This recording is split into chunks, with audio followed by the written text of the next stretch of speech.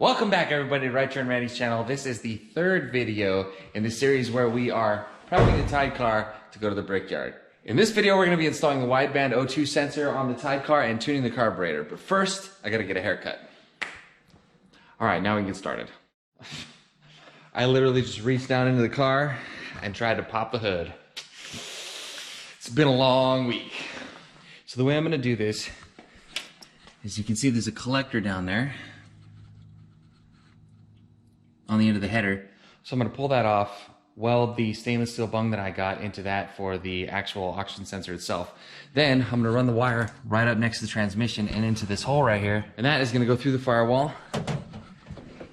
You can see the hole down there right on top of the transmission tunnel. And that will come over and attach to the gauge in the dash. Now, I'm not exactly sure where I'm going to put the gauge because it won't fit pretty much anywhere. But this is not one of those gauges that I'm going to need to be looking at all the time. So if I can move my head to see it when I need to see it, I think that would be fine. Sitting in the seat here, I can get a decent view of it if I mounted it right there.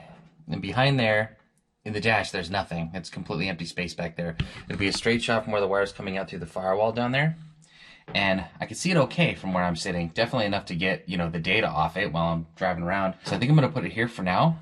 Maybe another time I could move it to a gauge pod up here, or maybe up to this roll bar, or even up to here. So, but that's the plan for now. I'm going to cut a hole in the dash here, and I'm going to mount the gauge right there. All right, so let's get started. First thing we're going to do is take that collector off right there and weld the bung in for the O2 sensor.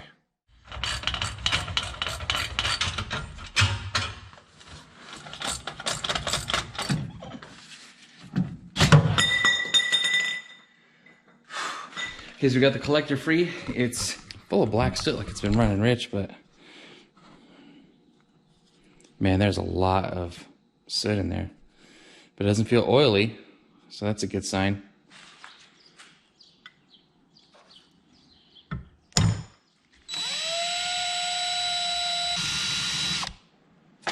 Alright, so I got a hole drilled for the bung, and it fits in there, but I've got these big gaps that I'm gonna have to fill because it's not flat. So I'm gonna take it over to the grinder and I'm gonna try and grind down the sides a little bit to see if I can't get a little bit of a better fit so I don't have to fill those giant gaps. So I'm gonna take this 2.5 inch cutoff wheel and I'm gonna try to put a little bit of a relief in there so that it will fit on the pipe better.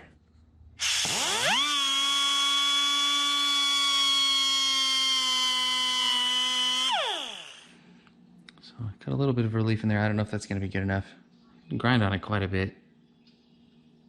It's not perfect, of course. I did it all by hand. But let's see how it fits in here.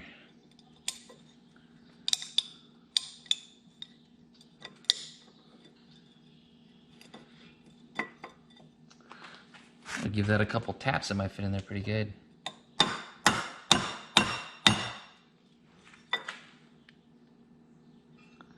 So it's still got a bit of a gap all the way around.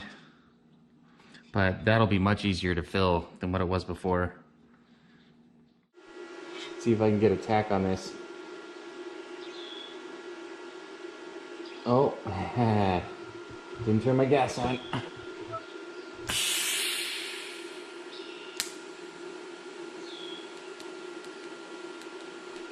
See, it burned off the carbon in there. So it looks like it's getting all the way through. I don't even know. All I know is that I hit it with that little tack and it's holding. It looks okay to me. I don't know.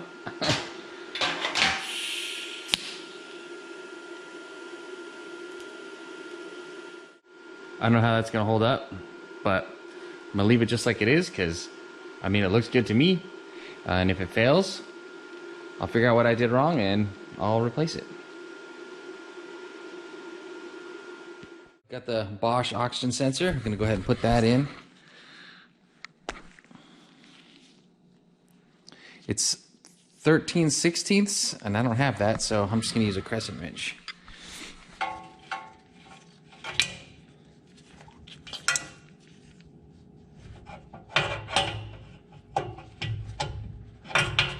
So now I have to do wiring underneath the dash. And essentially, that means pulling the seat out because there's not a whole lot of room in there to get under the dash.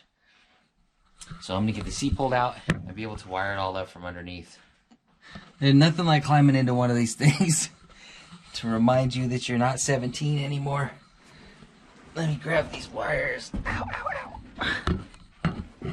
ow. Okay, so all this gauge needs to work is just power and ground. So I'm gonna wire this to a 3 amp fuse, and it's gonna go to the ignition switch, and then the black wire, I'm just gonna wire it to ground. And I should be able to fire it up and see if the sensor works. Okay, I have the power hooked up back there. It's on the second switch.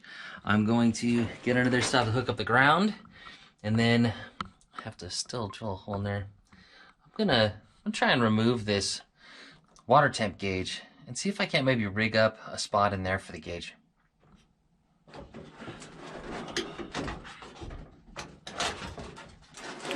There it is. This is really uncomfortable, so while I'm here, I'm just gonna take them all out because none of them work anyway. Try to service them and see if I can't get the ones working that I want working. Okay, that's all 3 of them. These are really nice gauges. They're really heavy. I'd like to fill them back up with glycerin or mineral oil or whatever's in there and get them working again. What does that say? 12/5/1995? All right, we're gonna see if this thing works. Got the gauge right here. Got everything wired up. Let's plug this thing in. Okay. And let's see if we can get it started up. We got ignition. Should be in neutral. I heard it. There it goes. There we go.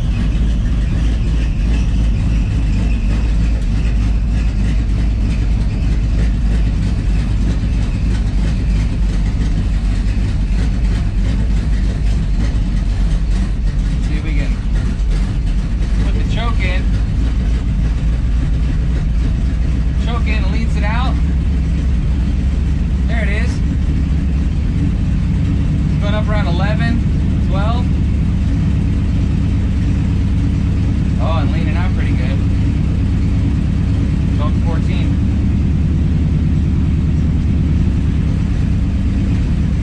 Can I choke it?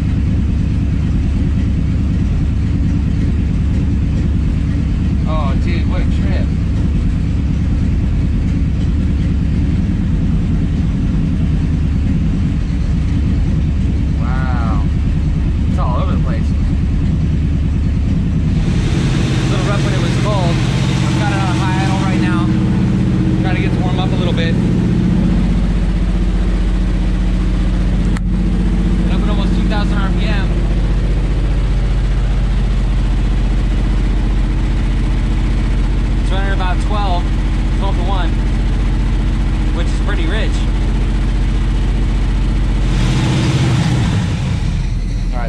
At an idle.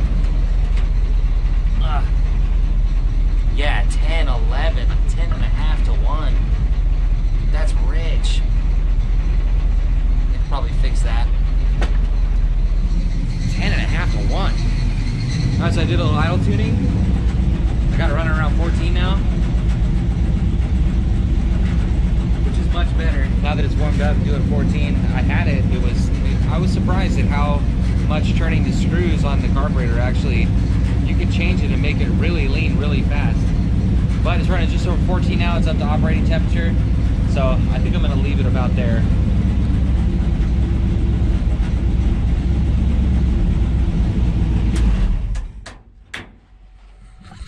But we have another issue.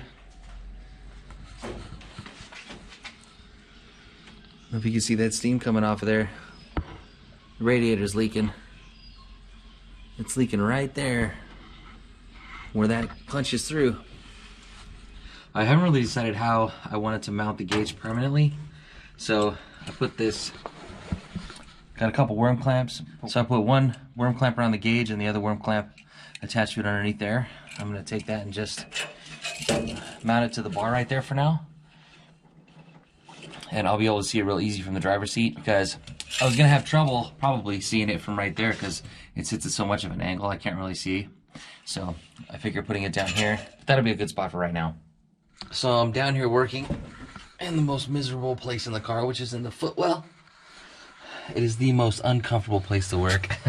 And I'll take a look at the brake system here, and I didn't even realize that the new master cylinder has a different kind of travel. This is how far it traveled with the old system. With the new system, the pressure starts down here. So that switch works my brake lights. So I'm gonna have to readjust this so that the brake pedal is always up here.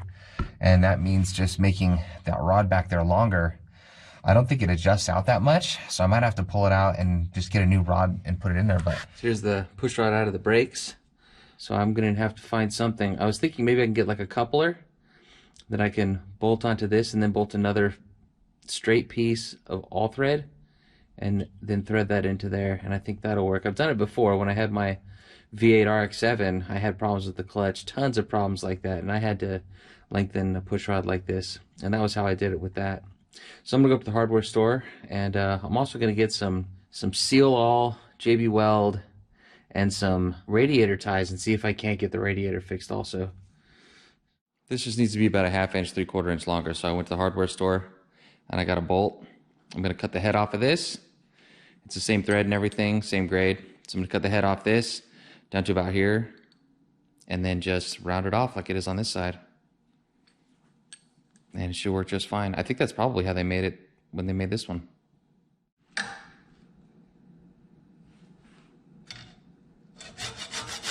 So I just gotta round off this end so that it looks like that.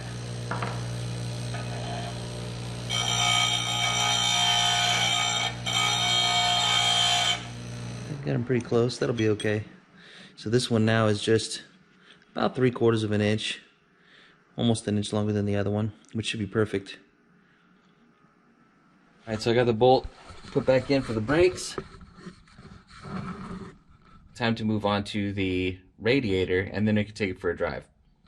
Actually, no, we're not going to fix the radiator. There's plenty of coolant in there. There's just a pinhole leak, so I'm going to put that on the back burner for now, because this is going to be the last time the car is going to be driven for a bit, because I'm going to be taking the axle apart after this. So we'll leave that for another time, but right now, I'm going to warm it up and take it for a spin.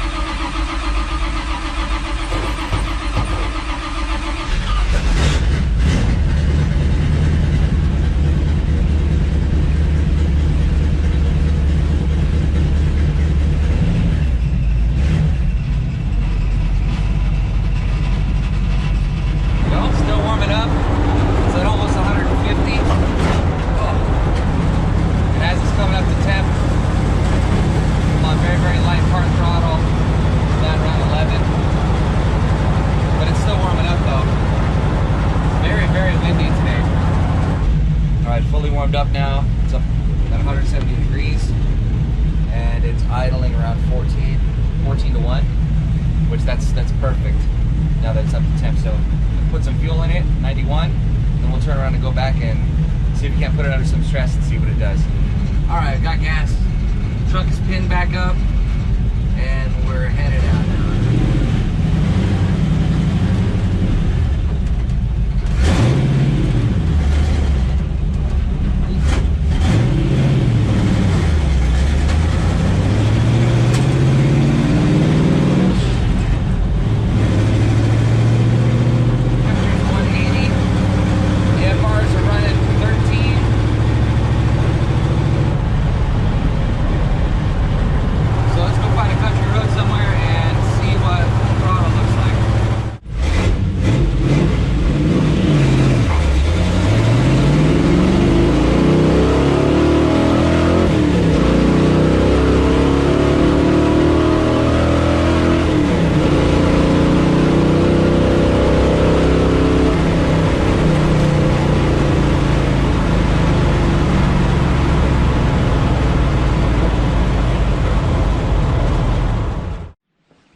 So we're back from our test drive. Wideband is hooked up, seems to be working really, really well.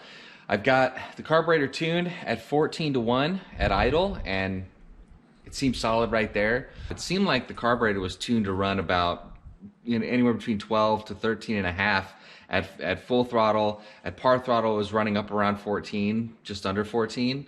So I can't see any reason why I would need to jet the carburetor. Maybe just go like a size up or size down, whichever it is. Most of the drive down to the motor speedway is going to be just cruising down the highway, which this car does at like 1400 RPM. So getting almost 14 to 1 air fuels at 1400, 1500 RPM driving down the highway is going to be, I mean, gas mileage should not be that bad. So it's a little bit late. The last week I had, it was super busy at work. So I didn't have time to finish it right before the end of the month, but I got it done today. March is finished. The Wideband 02 and carburetor is tuned for idle, but we don't really need to tune it for just driving around because it's doing perfectly fine. Next up is going to be the axle rebuild. That is going to be a big job. It's currently April 3rd, I think. So we're gonna get to tearing that thing apart this weekend, and then I'll try to get the axle done as quickly as I possibly can, because that's probably gonna be a pretty big job. I'm gonna get started on that. I wanna thank you guys so much for watching. We appreciate you joining the channel. Anyone that's new, we are up to 820, I think, subscribers now. So it keeps inching up and up and up, which is obviously great news. I'm glad people are enjoying it. Thank you guys for liking, commenting, all that stuff. I'm really enjoying doing this, and there's gonna be more videos to come. So I'm gonna go edit this video, and we're gonna get started on the axle. So thank you guys so much for watching. I really appreciate it. If you're enjoying the videos, please subscribe, and I will see you next time.